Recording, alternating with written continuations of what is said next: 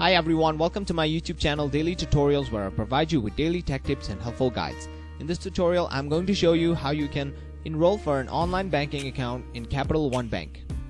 First, make sure you have a good internet connection and it's working properly. Then go ahead and open up a web browser. On the search bar, type in capitalone.com.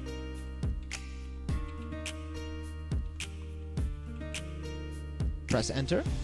Now once you land on this page, to enroll you have to click on the option that says set up online access right here. And now you have to type in your last name here, your social security number or your tax ID number here.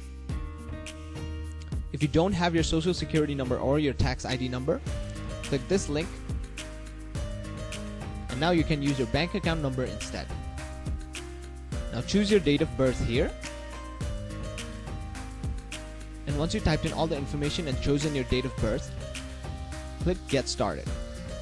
Once you click Get Started, you should be directed to another page where they will ask you for more information. Fill out all the information correctly and you should be able to successfully enroll for an online banking account in Capital One Bank. And that is it. Thank you very much for watching this video. Be sure to leave a like, share this video, and subscribe to our channel for more helpful guides just like this.